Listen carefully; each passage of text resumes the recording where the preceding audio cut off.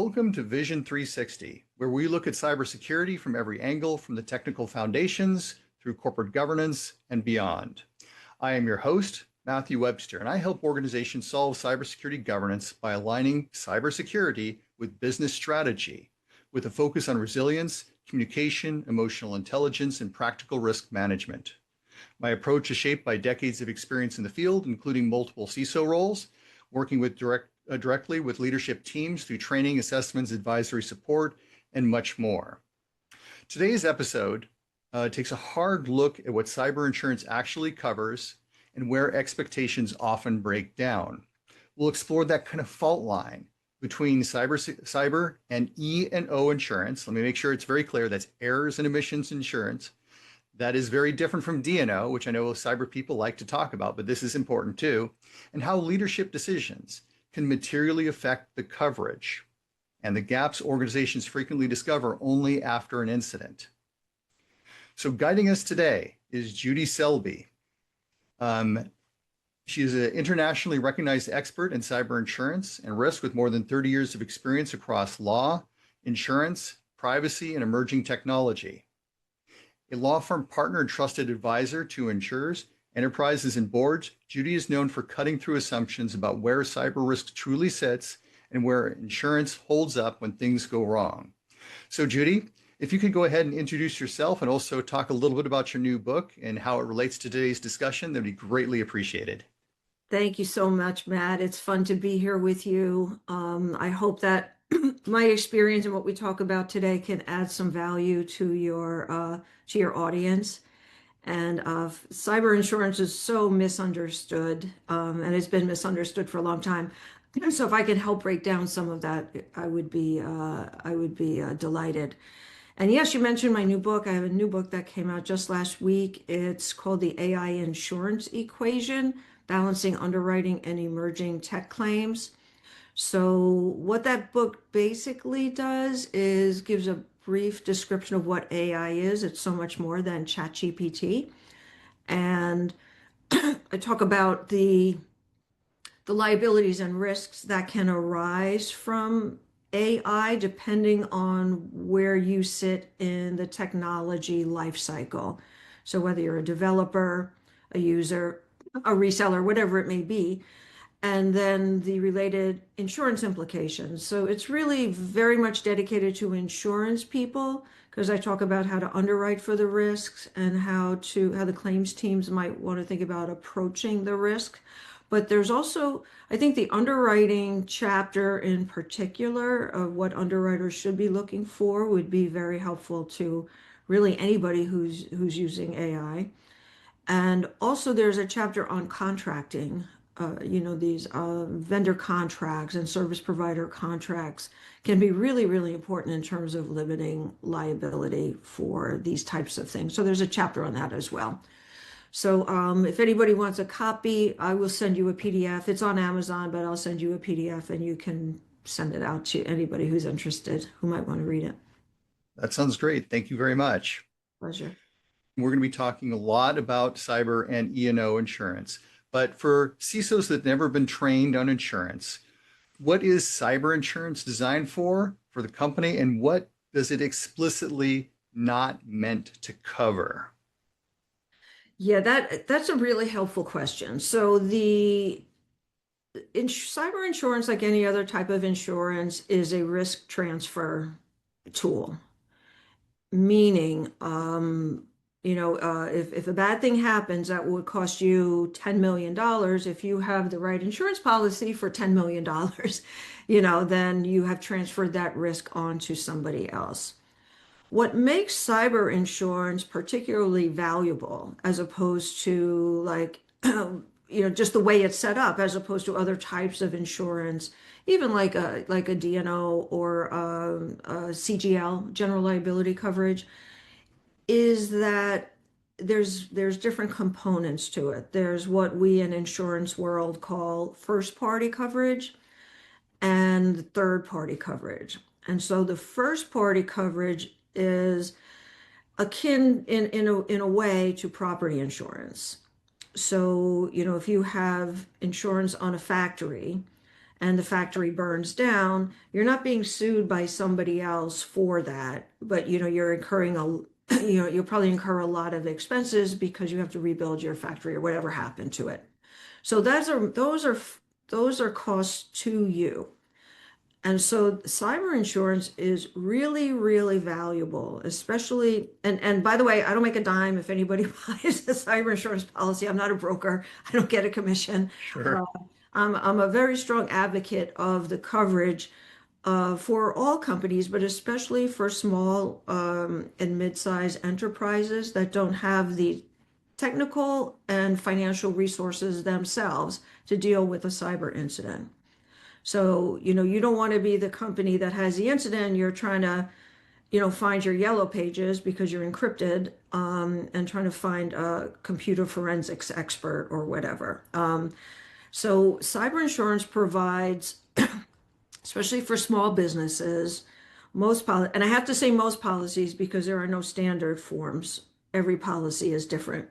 So the devil is in the details, but most cyber insurance policies provide for like incident response professionals. I call them a cyber SWAT team. Sure. So you have an incident, you give notice, however you're supposed to give notice through your broker, you dial a hotline, whatever you have to do. And they assign an attorney, which is important for a lot of reasons, not just because I'm an attorney, I'm saying that, but because the idea is to get some privilege to apply over the investigation. So if anybody asks you for it, you could say it's privilege. We don't have to turn it over, and then you can fight that battle. But at least you have a potential defense there. But the attorneys, this is what they do day in and day out. They manage thousands of incidents a year, and so they've been there. They've done that. They also have relationships with the regulators and the attorneys general, and they know who is the right computer forensics vendor, the right data restoration vendor, the right PR firm if you need it, all the way down the line, depending on who the insured is, where they are geographically, and what type of incident it is. Fortunately for many of us, the incidents don't make front page news, but for some of us, they do. And so they have different requirements, and depending on the extent of the incident as well. So another hugely important part of the first party coverage is the business interruption coverage. And so just straight business interruption coverage is, the insured company has a ransom event. They're encrypted, and they just can't do business. So they're shut down, for a period of time, or partially shut down for a period of time.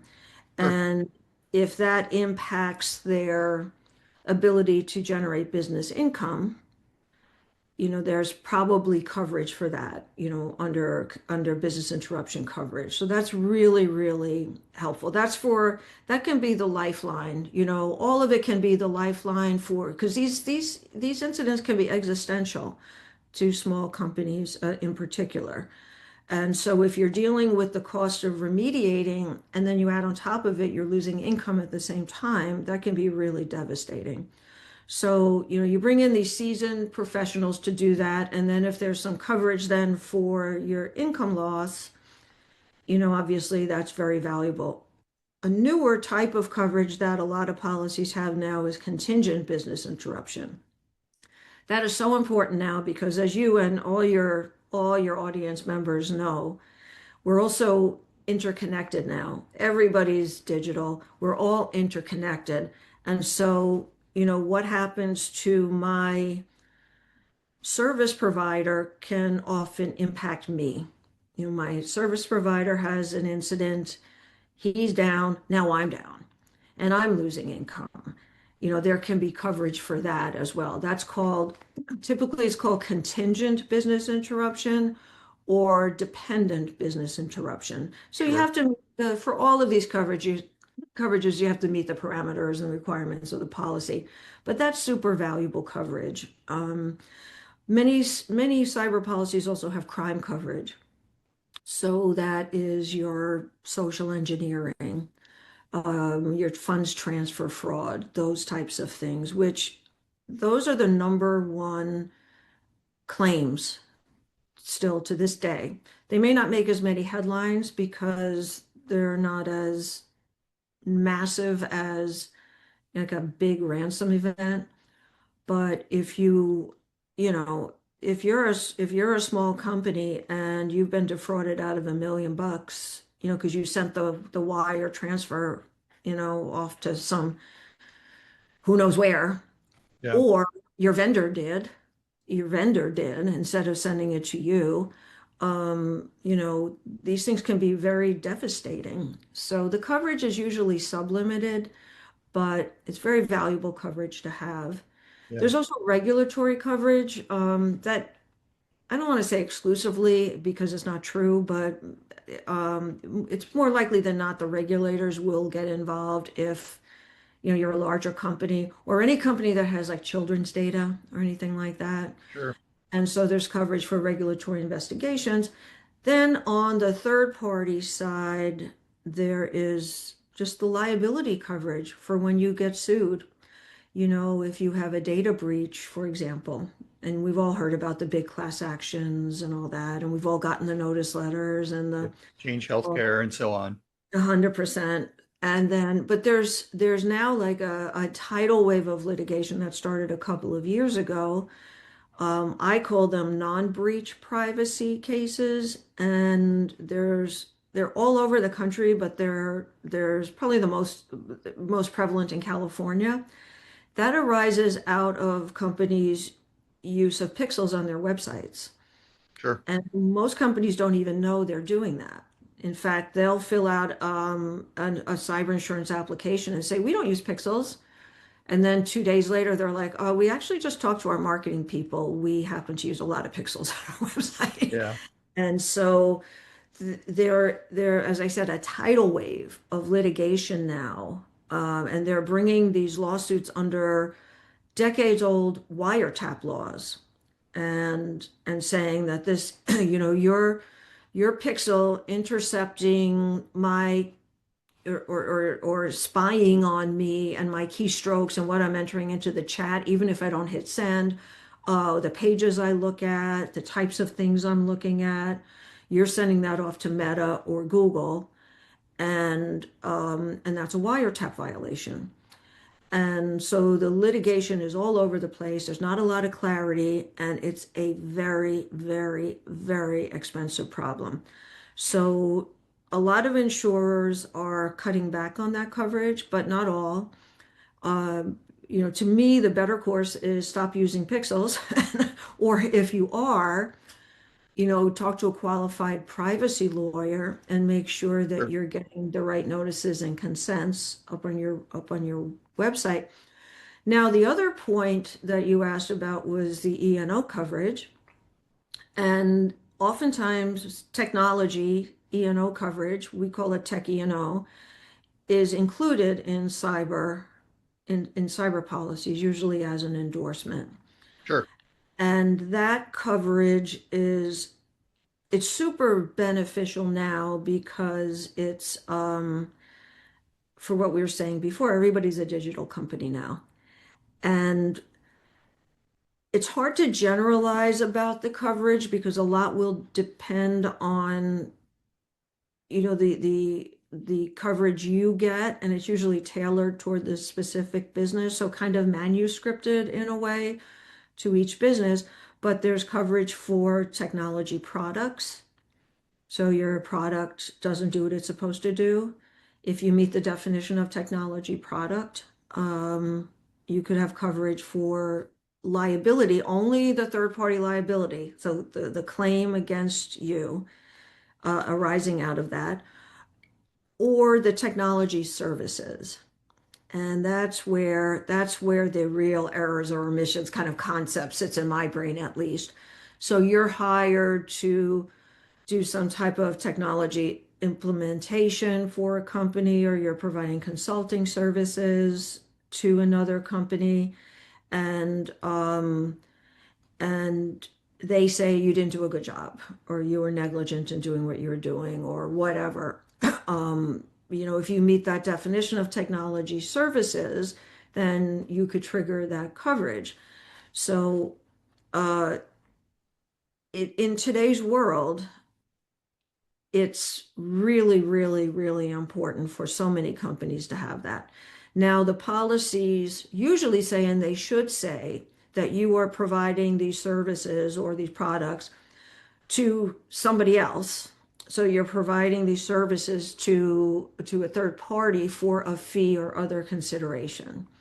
So that's the thing, you want to make sure that it's, your client is coverage for, in the perfect world, your client is, although it's not such a perfect world if your client is suing you, but your client is suing you um, because of that. It's not meant to cover like a breach of contract type of situation where you're fighting over, you know, uh, fees owed or that type of thing.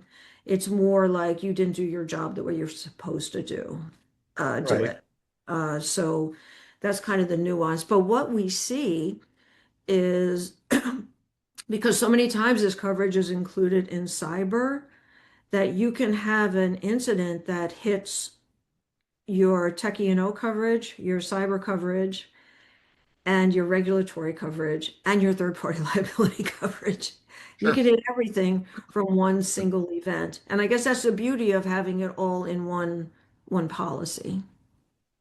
Yeah, and you don't get the back and forth, I would imagine, between different, if you've got multiple insurance. Because one of the things I've seen a lot is you might have three or four different insurance agencies to cover one incident, one possible incident, because you need to have a certain amount of coverage.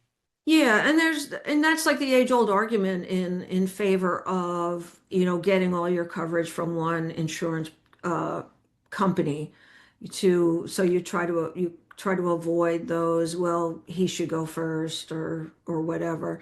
Right. And, but even if, and I know your audience is not filled with insurance brokers, but even if you have different policies with different insurers, you want to make sure your policies dovetail well together. So if you have any overlapping coverage, talk to your broker and see if you can get some provisions in the policy kind of identifying who should go first. Like, this policy is primary as to this and that. And try to anticipate those types of issues in advance so you don't lose time, especially if you're in the middle of a cyber event. Yeah, you You don't know, want to negotiate all this stuff because you've got everything else to be dealing with. time Yeah, is of I the agree. essence. Time is of the essence. So, like everything else in life, a little bit of foresight, a little bit of planning. And speaking of that, if you have a cyber insurance policy, don't just buy it and put it on a shelf. Look at it. Keep it, keep a copy offline so that if it's encrypted in your network, you can't find it. And hopefully everybody has an incident response plan. So make sure Hopefully. make sure that's printed out too. But Yes, make sure that the information to notify your insurer or your broker, whatever your policy requires, is included in your incident response plan. Because otherwise you may not think to do it because everybody's hair is on fire. And if you have an 800 number, embedded in the insurance policy, encrypted on your network, a lot of good it's going to do you. sure. So make that accessible, and of course make, as you're doing your tabletops and all those things that you probably work with your clients about, you want to make sure to build that insurance notification stuff, for my technical term, stuff, into that tabletop exercise and make sure that it's Sure. somebody's job. So I think that's really important. And also kind of look through the policy, reach out to your insurer for two reasons. Reach out to your insurer because a lot of insurers offer free or discounted proactive risk management services that on the front end before you have a claim that are super valuable. And sometimes I even will give you a half an hour with an incident response lawyer. So the Sure. guys I told you who will step in, So you can, schedule a half-hour call, usually for free with these guys, and then they know you and you know them, and they'll give you some sage advice about what to do if you ever have an incident. And an important thing is you never want to do anything that will jeopardize your coverage. So in the early days of cyber, I used to see this more than I see it now, thank God. It was, I guess, when ransom demands were lower. The insured would call up and they would be, or send in a letter, an email and say, yeah, we had a ransom incident last week. We paid the ransom. We did this and it cost us all this money. So here you guys pay for it. And you're like, okay, well, you violated all the requirements of your insurance policy. So now you've created a problem, because a lot of times there are consent requirements and requirements about the vendors that you use to help you with the remediation and restoration, all those things I spoke about before.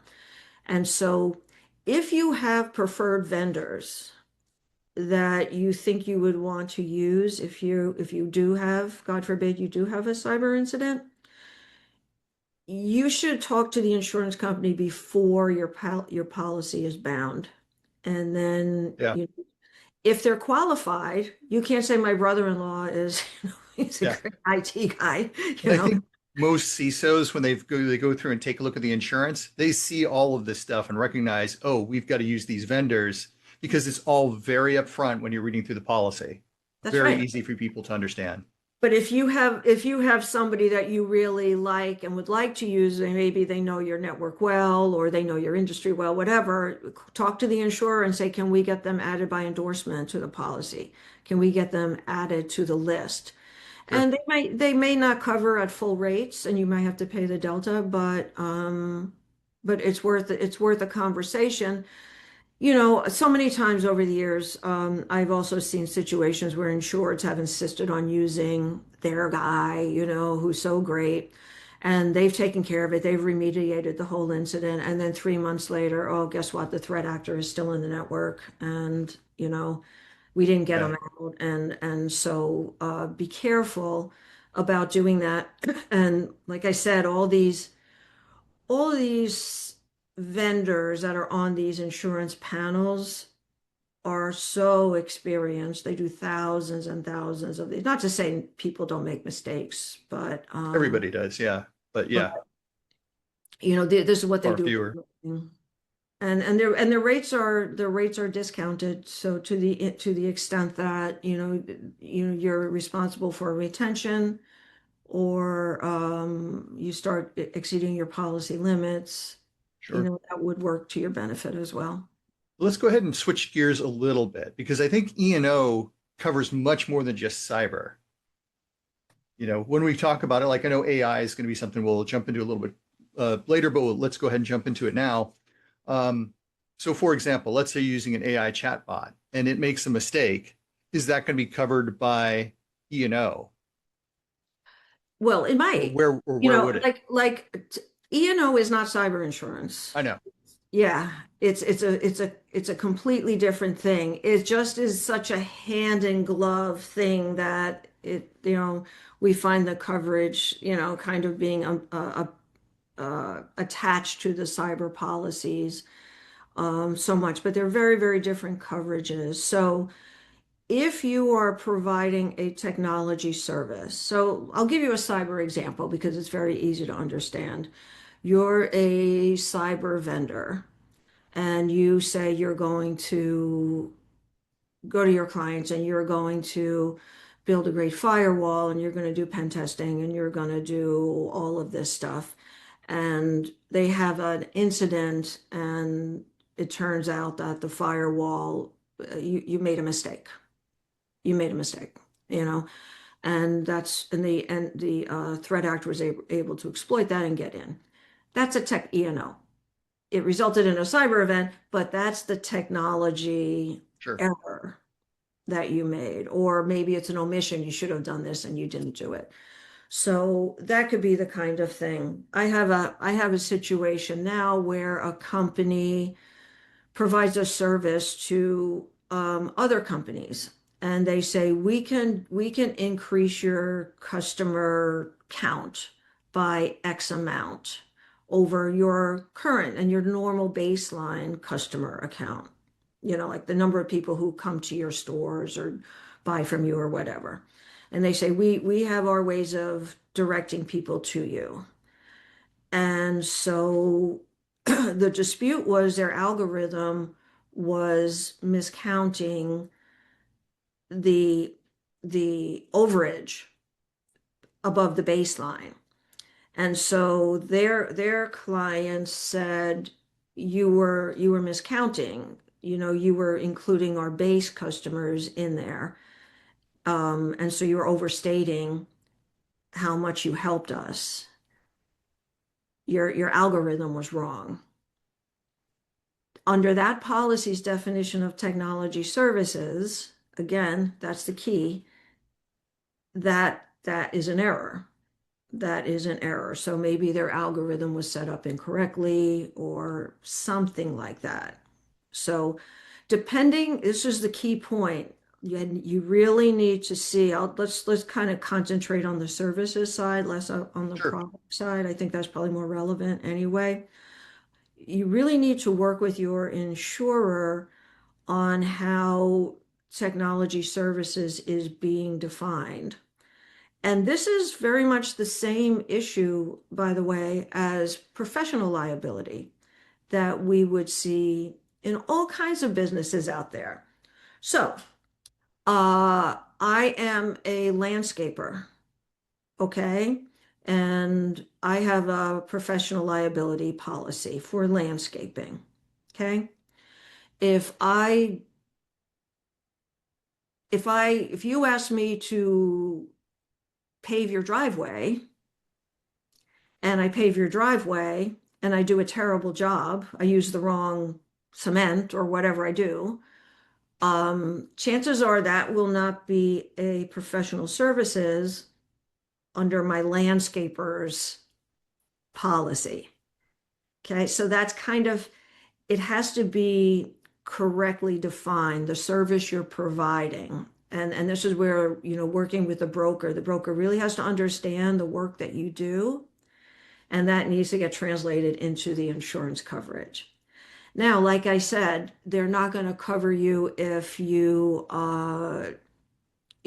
you have, I don't know, you're a cybersecurity vendor, you're a service provider but and you decide you're going to do a hair cutting business on the side, and you like chop somebody's ear off, you know, you're not going to get covered under that professional. Hopefully, no Sure. offense, Sure. you're not going to get covered under that policy. It's that same. I'm trying to use like these outrageous examples so you remember Right. that it's very, very fact specific, and so you really have to be able to communicate the type of service that you provide. So even if you get the definition right in the policy of what the policy is going to cover you for, there are certain things it probably won't cover. Like I said, if there's a fee dispute, you didn't pay me or you're supposed to pay me this or that, it has to be in the provision of the service. So not kind of a peripheral contract dispute. Also, if you misstate your qualifications, Right. Right. you say you're licensed and or you've done this for 10 years and you've done it for 5 minutes, those types of things could be very problematic in if you do have a claim. But that coverage is straight up, as I said before, for lawsuits. You're getting sued by somebody who said you were negligent or you did something wrong in your provision of technology services to me. So, does that help? Oh, yeah, absolutely. And I think that's very useful. So where are the kind of the fault lines, if you will, where there's a lot of assumptions between where cybersecurity is at and where errors and omissions picks in? What are the challenges that you're going to find in the cases you work with? Yeah, and part of it is because everything's included in the one policy. So, Right. you have uh I'll use a cyber security service provider because that will be understandable, I think, to everybody. Sure. So you the insured provides services to a company. We use the firewall example again, Sure. and the service provider does something wrong. So now the insured has a big data breach, and now they come to you and say, "This is your fault. You caused this data breach." So you could have the type of situation where now you're responsible for a cyber event and all of these types of things. So depending on the contracts you have with that company, you could be triggering some coverages and under both parts of that policy.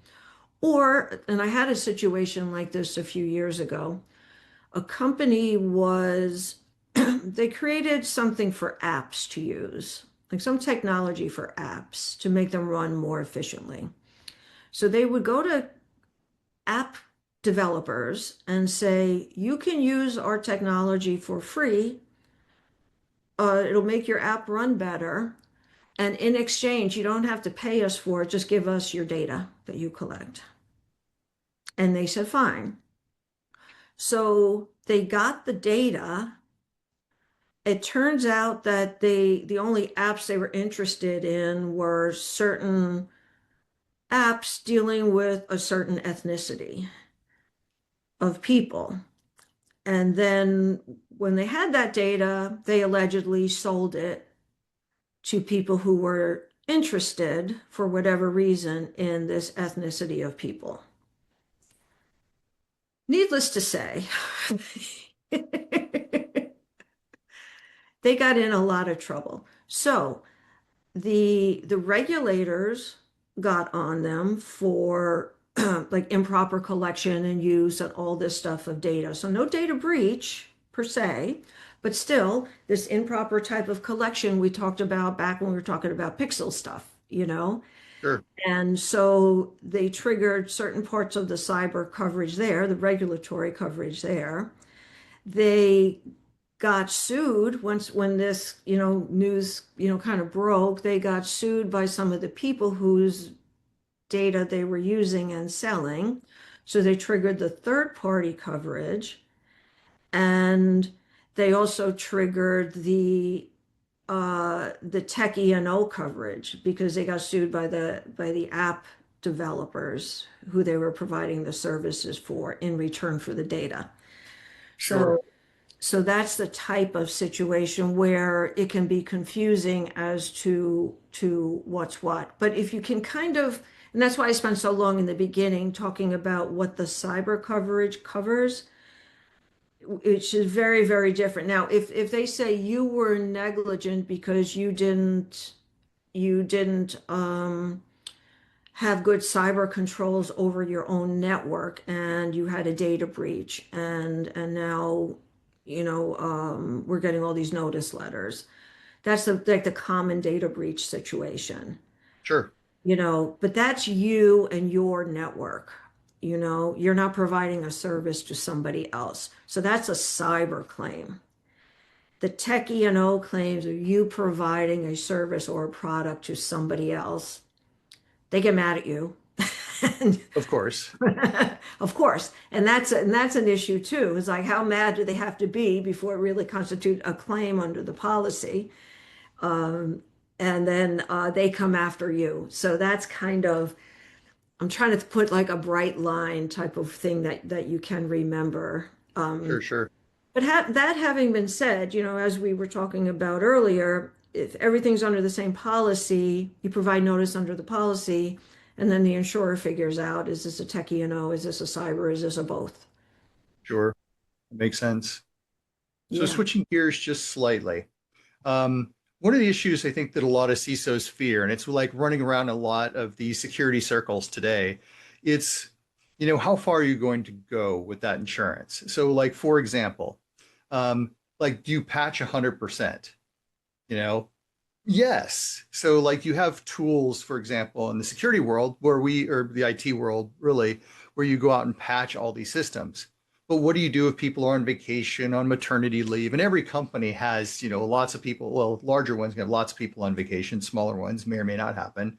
But a lot of times, hey, if you don't meet the requirement related to whatever's been compromised, cyber insurance isn't going to pay. So there's a lot of risk that goes into making a statement. Yeah, you set the settings to get everything done right, but it may not actually be done right because of these innocent gaps. And sometimes there are less than innocent gaps too, like huge problems where they don't patch properly. So let's look at both of those contexts. How should CISOs approach that when filling out these information? Because when you're going through those forms, and I filled out a lot of forms from a lot of different types of organizations, there are always these weird gaps that pop up that you may or may not be aware of. Yeah, and you want to be truthful 100%. Always be truthful. And because no company is perfect. If they were only insuring perfect companies, nobody would have any insurance. So, you want to be truthful. And if you don't know the answer, follow up with them. Sometimes it's hard with the online applications and all, but um, if it's a yes, no type of always never type of question, those are really, really, really hard. And so you do want to push back or at least provide an explanation. Like we use best efforts to patch within X number of days or whatever it may be. So uh you're you need to show like an awareness of the issue and that you are like this is not news to you. Like you're doing it, but we all know like there's like a patch comes out a 0 day and you have to do it immediately and all of these types of things. So to the extent you can, as much as possible, work, and hopefully your broker can be helpful in this regard, work with the insurer and demonstrate like a culture of compliance and of security and that you have people in charge of it. That's really, really important. And we see that now with AI, and my recommendation, as I have in the book, is, for underwriters to ask, do you have someone in charge of security for Sure. AI? Do you have someone in charge of governance for AI? Because you'll never get into the company's network or into their code or whatever. But if a company has somebody in charge of it, a competent person in charge, it's a proxy kind of question. But if you don't know the answer, just don't say yes to everything because you're like, oh yeah, let's get this policy. Sure. There's a reason I like paper better than the online forms because you can put that Yes. nuance in there. And so your recommendation, it sounds like, put the nuance in the form because you don't want to be overcharged for insurance or denied insurance by ignoring it. So you should put that detail in there. I So would, as much as possible, be as truthful as you can and realistic as you can. Yeah. sure. And because the test, a lot's going to depend on everything depends on the factual situation and what state you're in, so what law is going to apply. But to void an insurance policy or to assert a misrepresentation defense, in some states, it has to be an intentional misleading. But Sure. in other states, even a negligent one is good enough. So you have to be careful about what you're doing. It's an important exercise. And when you think about it, like, and a lot of times people will say to me, we don't really know. We don't know all the answers to these questions. And so we shouldn't have to, respond to these questions or be held to it. And I was like, okay, so you don't understand the extent of your risk, but you want somebody else to pay for your risk. So that's where the problem comes in. And so it just, kind of puts the onus back on you, the insured entity to kind of know what your risks are. And that's so important for so many reasons because cyber insurance is kind of like if you're from New York or anybody in your audience is from New York, it's like going to a Greek diner. It's a menu and you pick what you want off of the Sure. menu. And so if you don't know what your risk profile is, you're not going to know what's the right coverage that you need. You may not need certain types of coverage, so you don't want to pay for coverage you don't need, but you do want to make sure you get the coverage you do need. Right. And so how do you know that? So I wrote a book years ago. It's also on Amazon. It's called Demystifying Cyber Insurance. Five steps to the right coverage. It's like $1.99 or something on Amazon.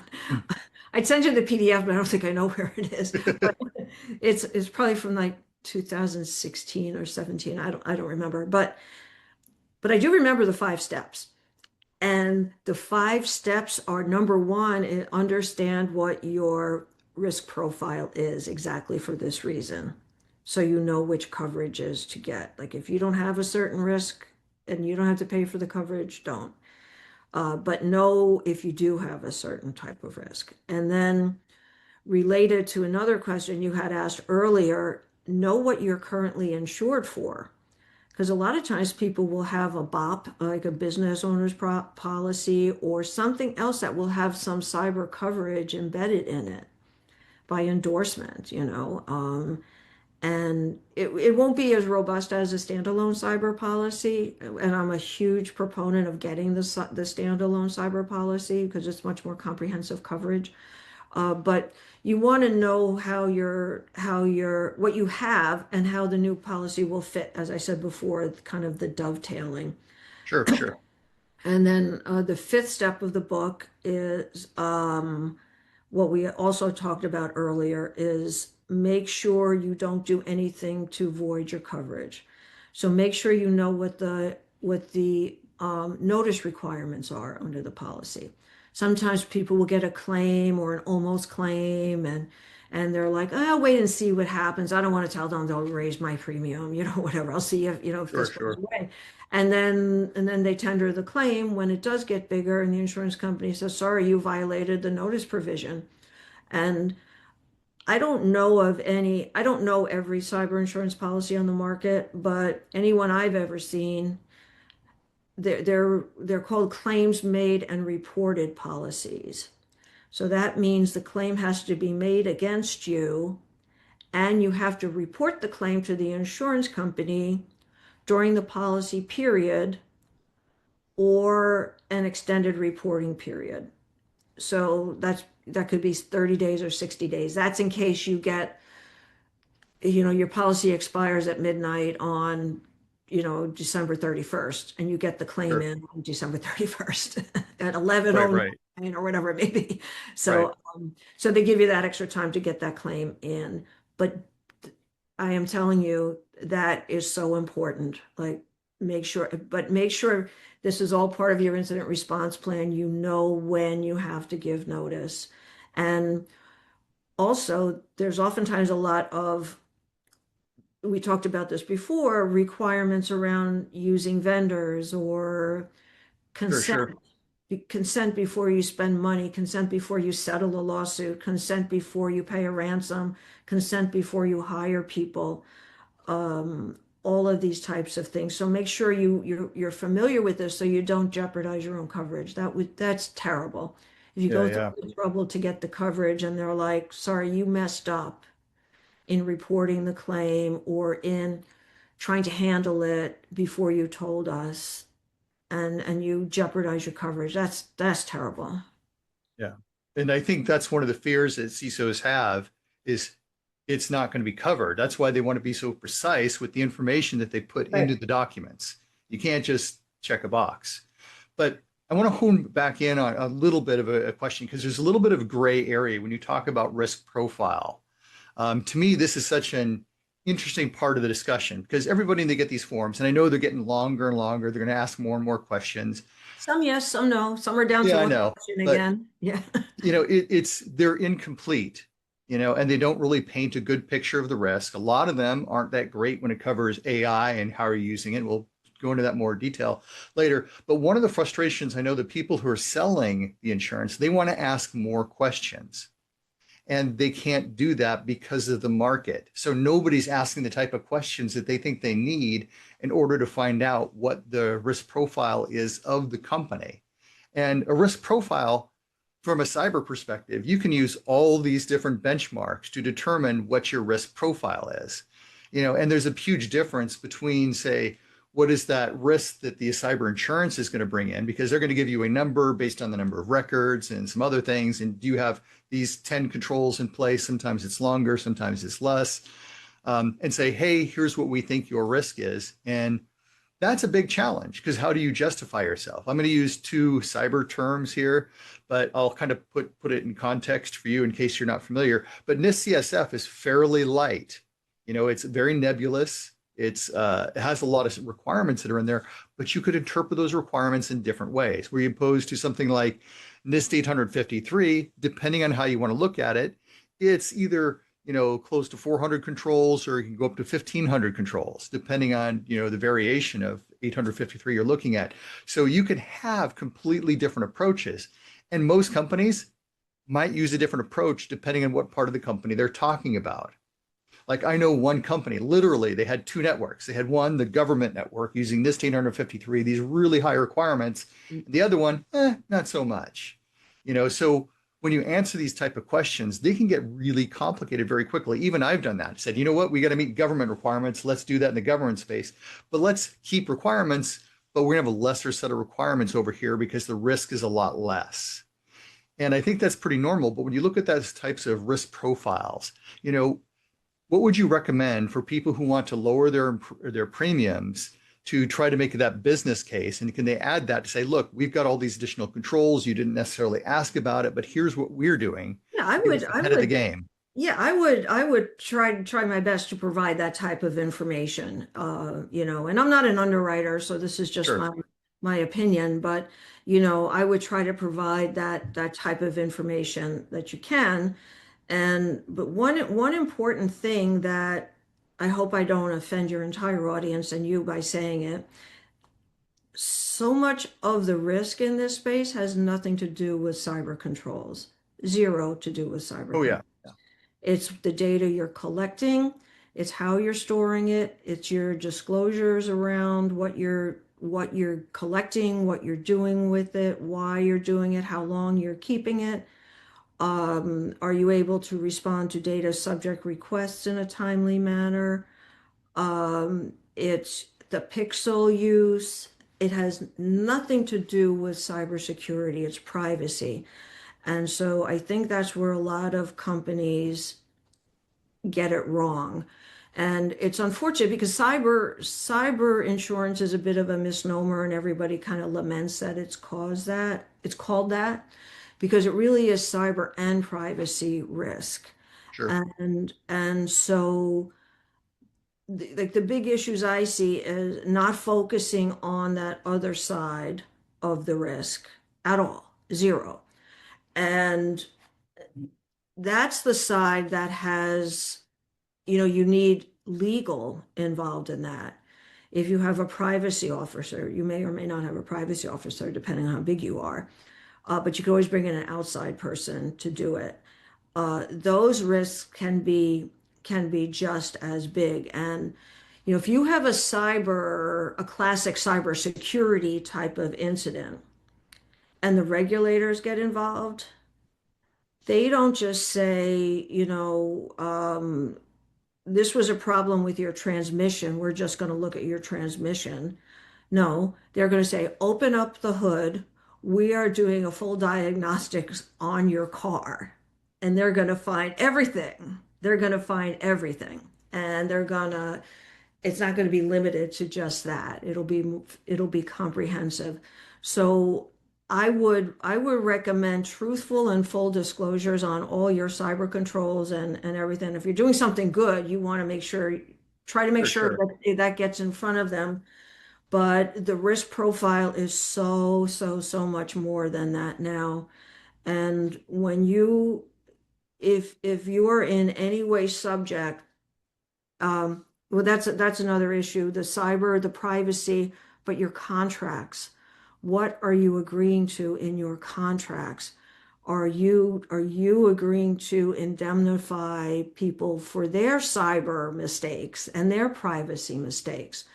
And are you agreeing that they're going to be covered under your insurance policy? These technology contracts are no joke, and you really, and sometimes you have no leverage, if you're dealing with, AWS, you can't say, we'd like to tweak, paragraph 17, part three, be like, thank you and goodbye. But, you know, for many instances, um, those are, you do have some level of control. And even if you don't, you want to know what that risk is, So for example, if you're buying an insurance policy for $1 million, and you're signing contracts where you're saying we have a $5 million cyber policy, you know, you need to know that. So you have to speak, like the company internally has to all be on the same page. And if you do, which a lot of companies don't do, kind of a quantification of cyber risk in terms of, because one of the biggest issues is companies are underinsured. They don't buy enough insurance. So the incident happens and it costs them so much more than they Anticipated, yeah. thought it would. And this really happens on the privacy side, because those claims, those lawsuits go on and on and on. So you need that coverage. But so you're like, okay, so we've done our cyber privacy risk quantification and we're buying a $1 million policy. Okay, great. Now, we have signed contracts with 5 other companies where we have made them insureds under our policy, and they have priority to our coverage over us because of the terms of the contract. Oh, yeah. So now you probably have no insurance, but you've insured your friends. So, so these are the types of things I think, you know, people get all worked up on these other very, very technical issues, and they're not unimportant, but these other issues for practicality are very, very important, and they're kind of easier to deal with, you know? Sure. So those are the types of things like, you know, you really do need, we we had a, we have a claim right now. It's a tech claim. And the underwriters asked in the application, do you have favorable terms in your contracts with your service providers for insurance and indemnity and, limits of liability and all this? And they're like, yes, yes, yes, yes. They check the boxes, yes.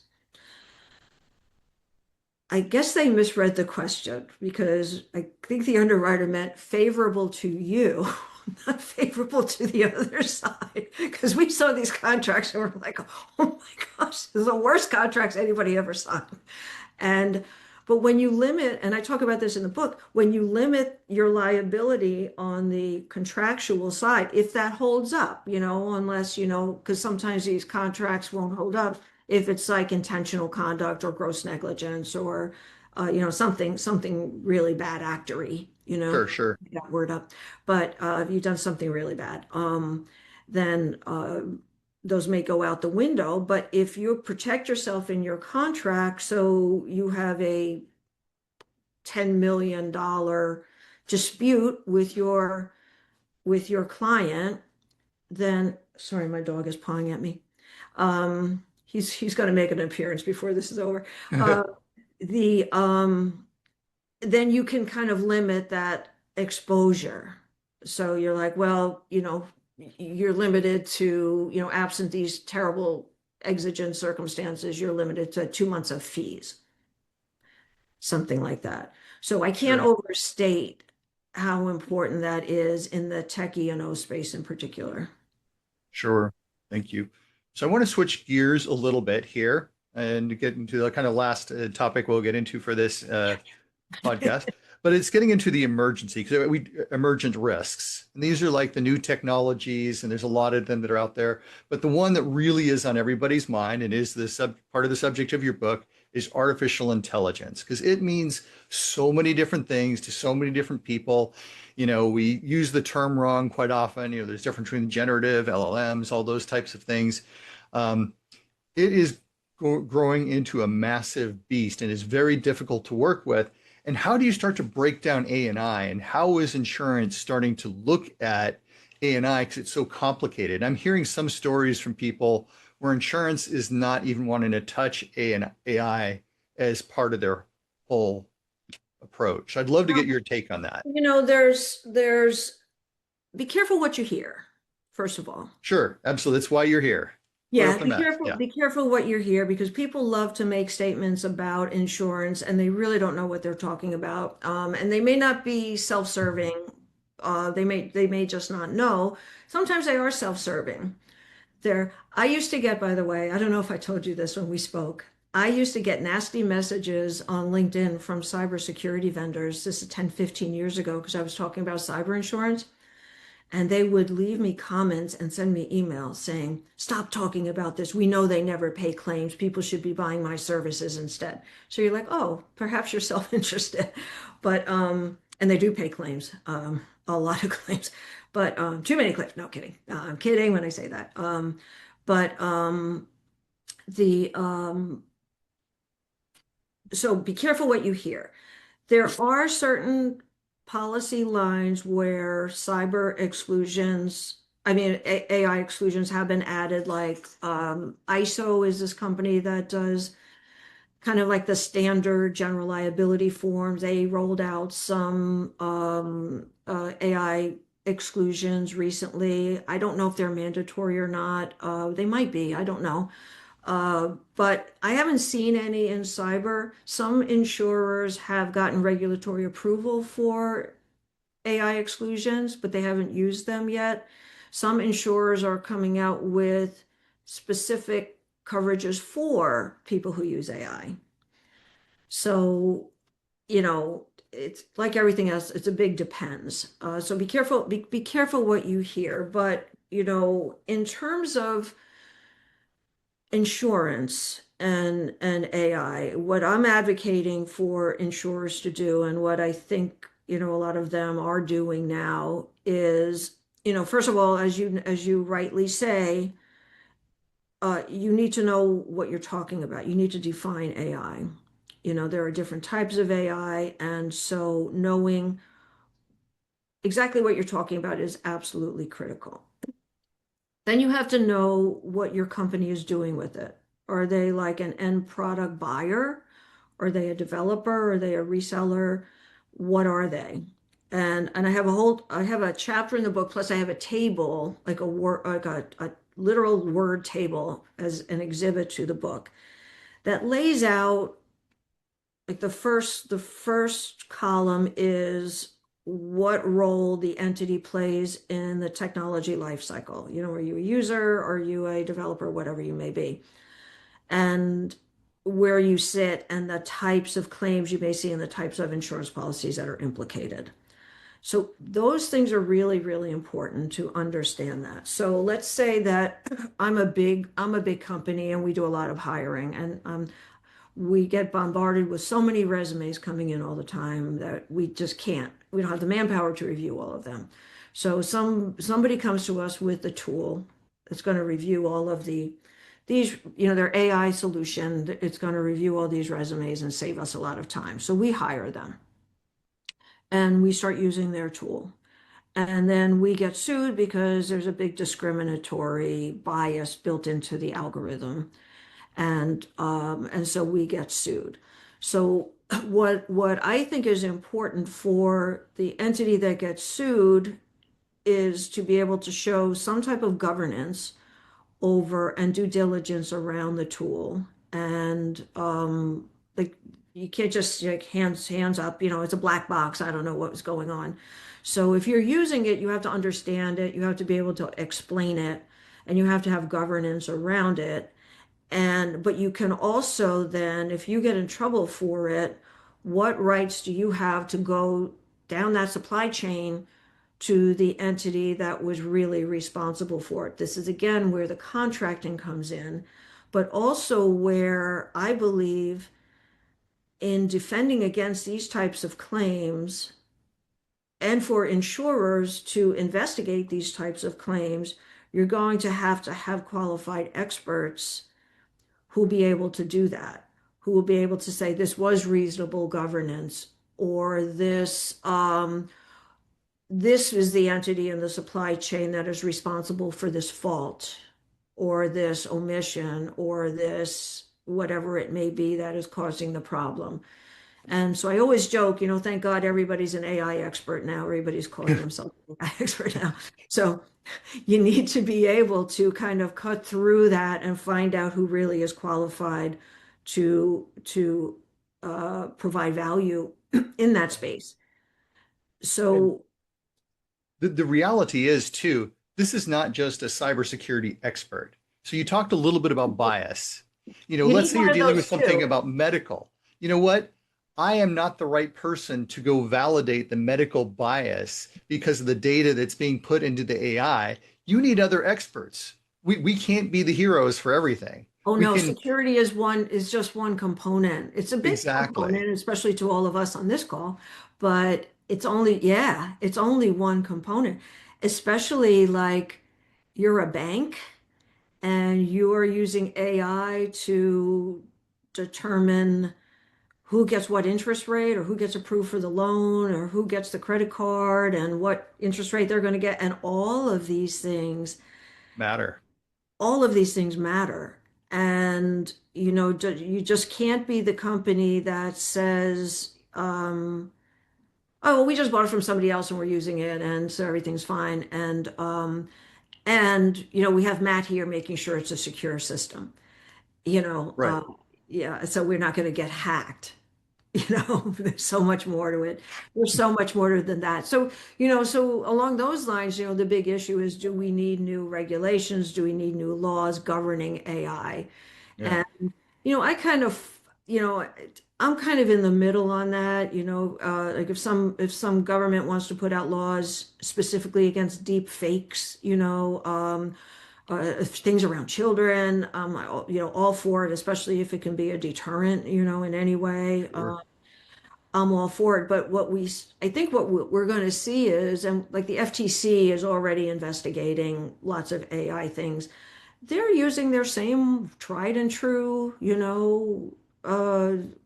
standards of, what you should be doing or not be doing. And in the legal realm, I think it will be, did you have a duty? Did you have was it foreseeable? Were you negligent? These types of issues that you see in a slip and fall, to a Sure. degree are going to be kind of the same things. I believe that, those same kind of basic legal principles that will be applied in this context as well. But, as in any type of data situation, you know, I don't know how many times I've said this over the years. You can delegate the work, but you can't delegate the responsibility. It's Yes. always, it's always on you. And if you get in trouble and you can't explain what that system of yours is doing, Yeah. not good. And it's tough too because like one of the things that's very common, I deal with a lot of corporate cultures and things. Sometimes the corporate culture brings in a culture of silence. So they think that they know, but they actually don't know. Or you Yeah. get shadow IT. Now it's shadow AI, which is kind of the same thing. And they're like, well, this is too tough. Let me just work around it, pull in the AI. They do something and it And creates a lot of challenges. the risk cut across so many areas. So many. I Yeah. have I have a printout of my table that I talked to you about. So these are the coverages that I just lay out. It's probably not an exhaustive list, but these are the ones that I think could be implicated depending on where you sit in the life cycle. Tech E&O, products liability, EPLI, employment coverage, CGL, D&O, media liability. Let's see what else I have here. Regulatory coverage, business interruption coverage, property insurance, um, crime, Yeah. fidelity, fiduciary, you name it, Sure. Yeah. It makes perfect sense. you name it. So, all right. So we're going to go ahead and enter towards a closing. But if there is one question you wish that CISOs would be asking their brokers insurance about AI and cyber risk, but never do, what would be that question and why? AI and cyber risk. AI and just cyber risk? Yes. You can add in EO, and we were talking about E&O, maybe to touch on that too. Yeah, I would, the cyber risk, unless there's some, AI exclusion I have never heard of. You asked that question. But do you, is the description of technology services and technology products wherever you are? Some people are both, as you know better than Sure. I. Um, does that encompass exactly what we're doing and how we're using AI? And are there Yeah. any exclusions that may not be an AI specific exclusion that could come into play? That's what I would do.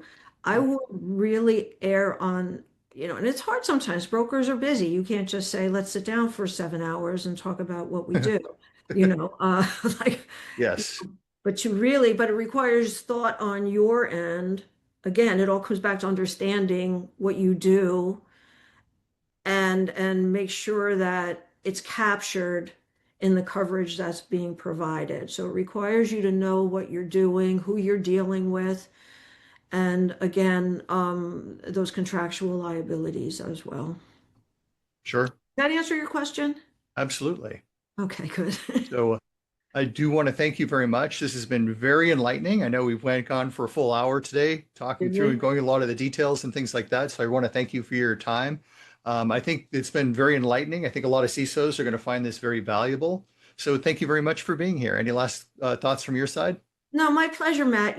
This is my clients, the companies I work for are just insurance companies. So, I kind of do this is almost my pro bono work because for several reasons, I think the coverage is just so valuable. But it has to be the right coverage and you can't do anything to mess it up.